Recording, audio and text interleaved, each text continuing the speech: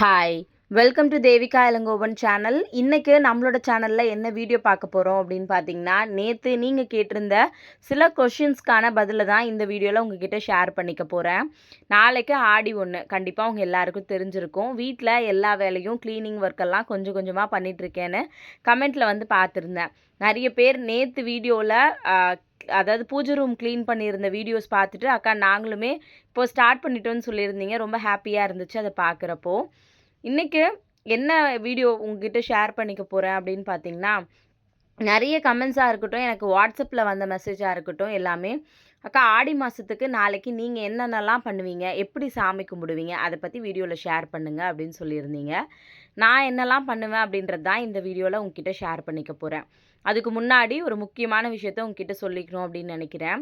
என்ன அப்படின்னா, நம்ம ஒருத்தரோட வீடியோ பார்த்து அது பிடிச்சிருந்து செய்கிறது அப்படின்றது வேறு. ஆனால் அதை தாண்டி அவங்க பண்ணுறாங்க, அப்போ நம்ம இது பண்ணலை அப்படின்னா நமக்கு அதுக்கான பலன் கிடைக்காதோ அப்படின்னு நினைக்கிறது மிகப்பெரிய தப்பு. பக்கத்து வீட்டில் இருக்கவங்க இந்த மாதிரி பண்ணியிருக்காங்க, எதிர் வீட்டில் இருக்கவங்க இப்படி செய்ய போகிறாங்க, அதனால் அவங்கள மாதிரியே நம்ம டிட்டோ பண்ணணும் அப்படின்னு யோசிக்காதீங்க. எப்போவுமே உங்கள் மனசுக்கு எது நிறைவாக இருக்கோ, நீங்கள் எப்போவும் எந்த விஷயத்த ஃபாலோ பண்ணுவீங்களோ அந்த மாதிரி வந்து பண்ணுங்கள். அதை தாண்டி சில பேர் பண்ணுறது நமக்கு பிடிக்கும். சில விஷயங்கள் பார்க்கும்போது நல்லா இருக்குல்ல, இதை நம்ம ட்ரை பண்ணலாம் அப்படின்னு பண்ணுறதுல எந்த தப்புமே வந்து கிடையாது. ஆனால் பக்கத்து வீட்டில் இருக்கவங்க இதே மாதிரி விஷயங்கள் பண்ணுறாங்க, அதை நாளைக்கு நானும் அப்படியே பண்ணணும்னு பண்ணாதீங்க. ஏன் அப்படின்னா, அவங்க உங்களை விட ஏதாவது ஒரு விஷயம் கூடுதலாக பண்ணியிருந்தாங்க அப்படின்னா, ஐயோ அவங்க இதை பண்ணதை கவனித்தோம், அதை பண்ணதை நம்ம கவனிக்கலையே அப்படின்ற தாட் உங்களுக்குள்ளே வந்துடும். அதனால் யாரை பற்றியும் யோசிக்காதீங்க. ரொம்ப சிம்பிளாகவும் சரி, ரொம்ப கிராண்டாக சாமி கும்பிட்டாலும் சரி, மனசு நிம்மதியோட நீங்கள் யாருக்கும் எந்த கெட்ட எண்ணமும் நினைக்காம நல்ல மனசோட எது செஞ்சாலும் கடவுள் கண்டிப்பாக ஏற்றுப்பார். இது என்னோட நம்பிக்கை.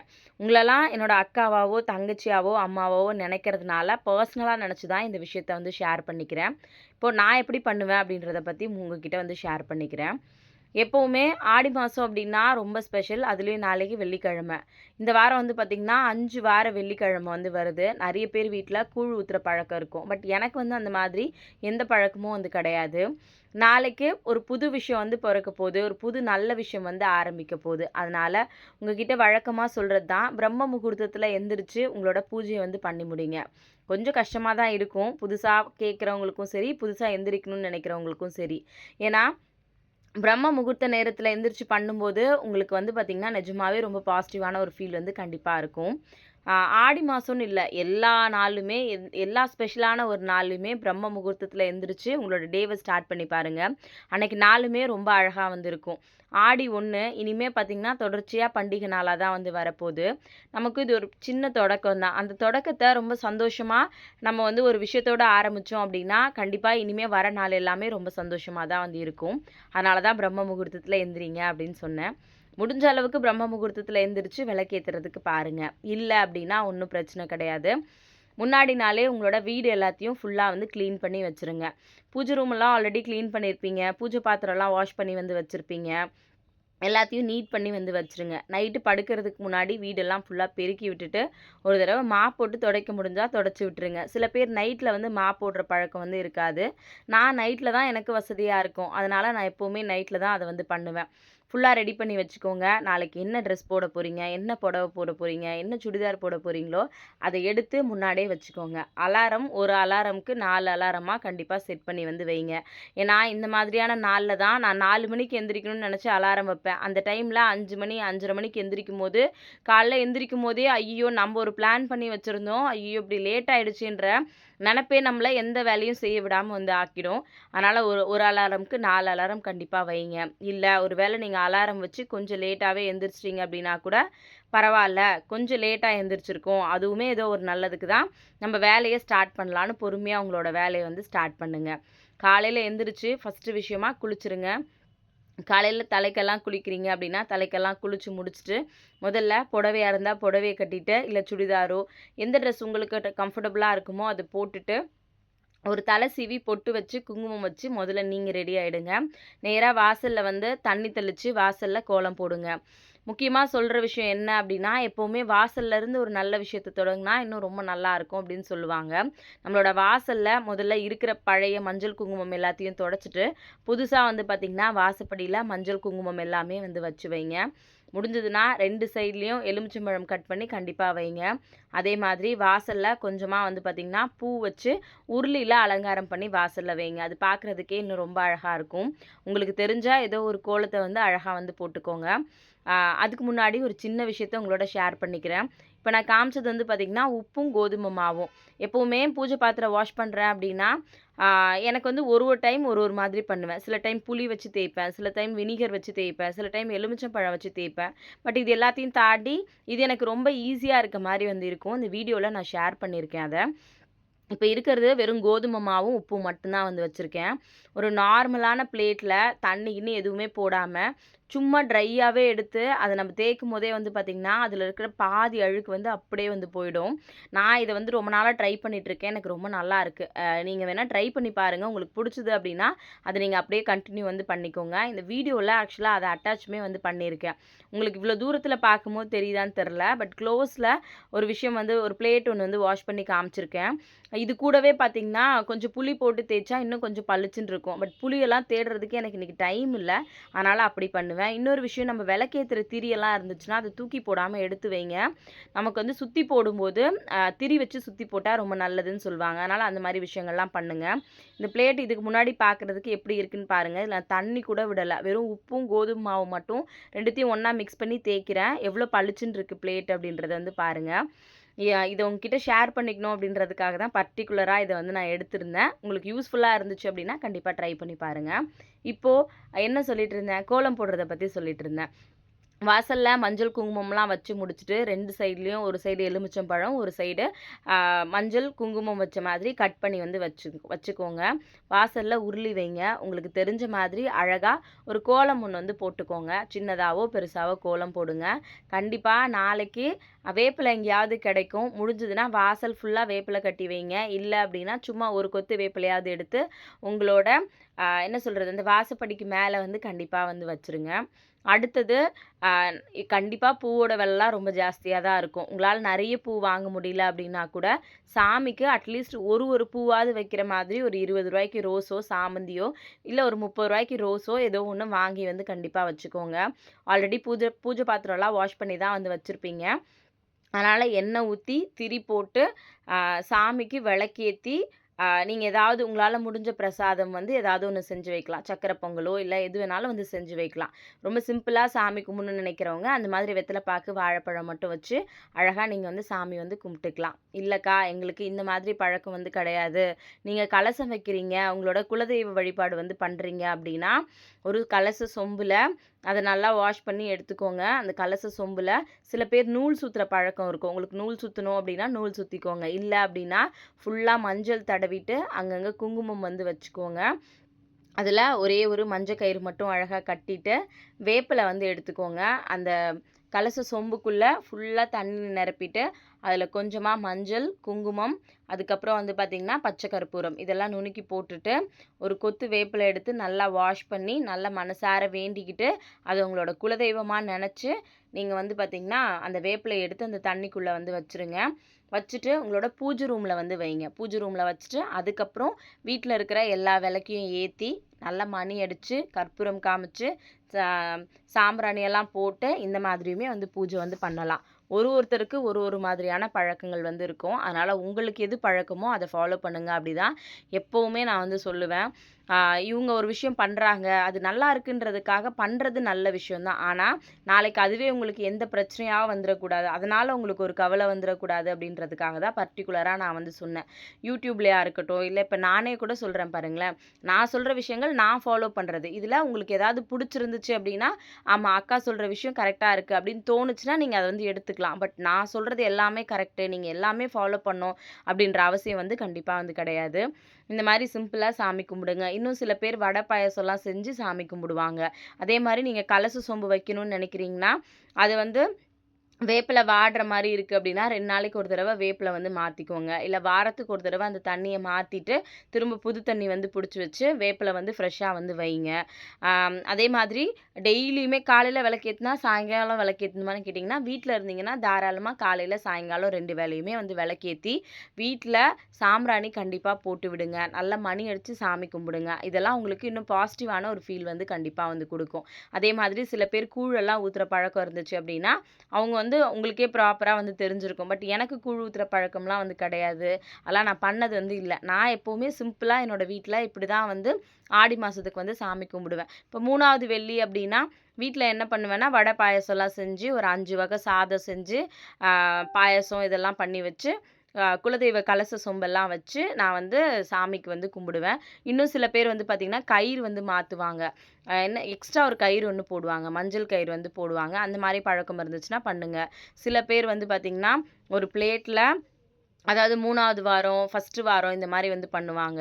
ஒரு பிளேட்ல ஒரு புடவ, மஞ்சள், குங்குமம்லாம் வந்து எடுத்து வச்சு, தாலி கயிறு, வளையலு, கண்ணாடி இது எல்லாமே எடுத்து வச்சு, சாமி முன்னாடி அந்த குலதெய்வம் இருக்குல்ல, நம்ம கலச சொம்பு வச்சிருக்கோம்ல, அதுக்கு முன்னாடி இதெல்லாம் வச்சு, தீபம் ஏத்தி நம்ம நார்மலா சாமி கும்பிடுற மாரி கும்பிடுவாங்க. இன்னும் சில பேர் ஆம் ப்ளவுஸ் பிட் எல்லாம் வச்சு, கோவிலுக்கு போய் இருக்கவங்களுக்கு வந்து குடுப்பாங்க. அந்த மாரி உங்களுக்கு என்ன பழக்கமோ, நீங்க அந்த மாதிரி தாராளமா வந்து பண்ணலாம்.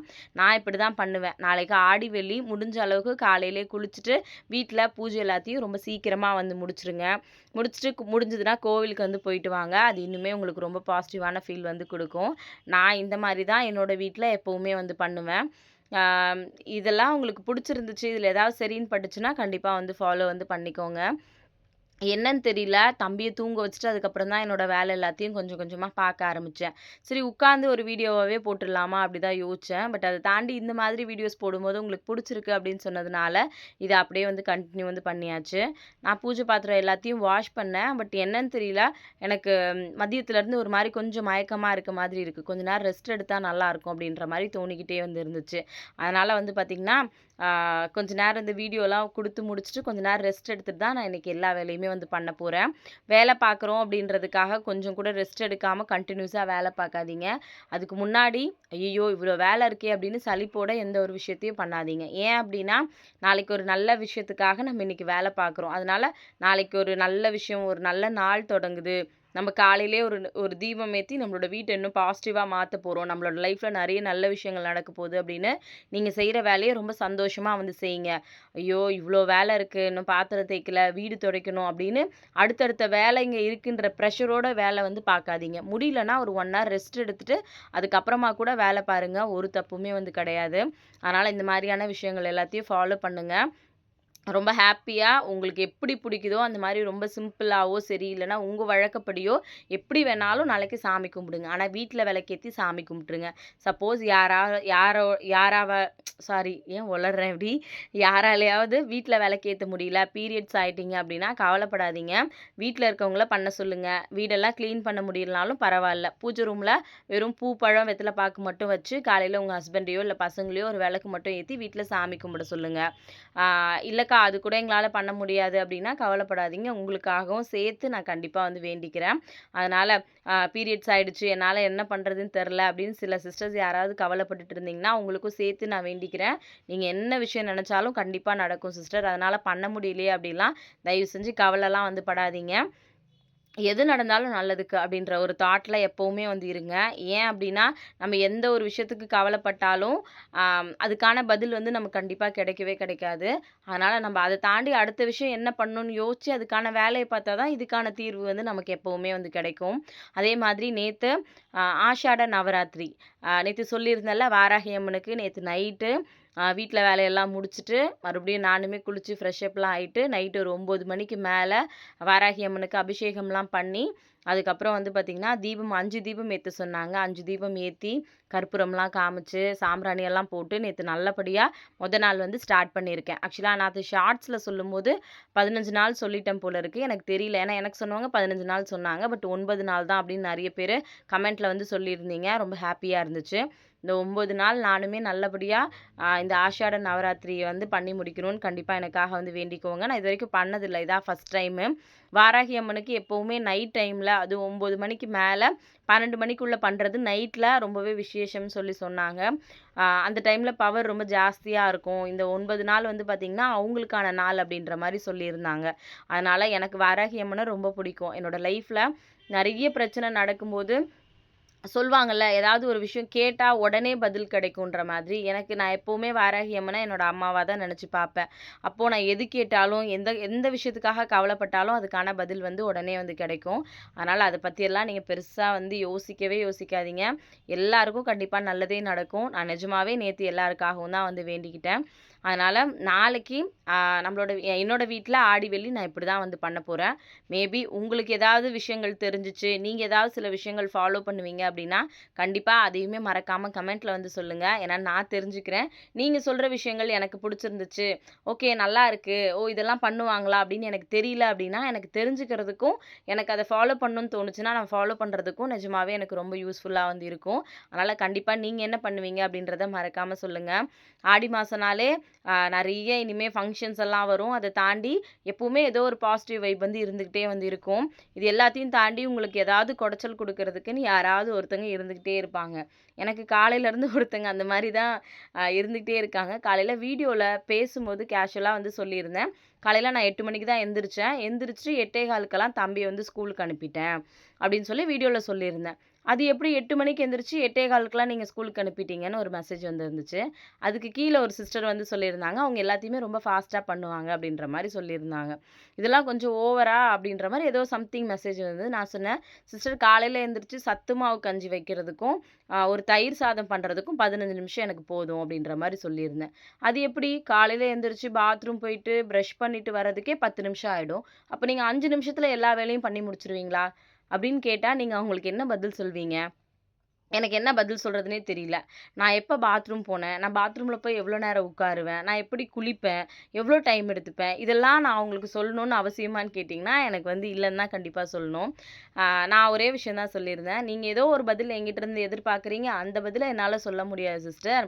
நான் என்ன பண்ணனோ அத தான் சொல்லியிருப்பேன். நான் நாளைக்கு காலையில குளிக்காம கூட என் பிள்ளைக்கு சாப்பாடு செஞ்சு குடுத்துருப்பேன் லேட் ஆயிடுச்சுன்னு. நான் பாத்ரூம் போகாம கூட வந்து ஒரு விஷயம் பண்ணியிருப்பேன்.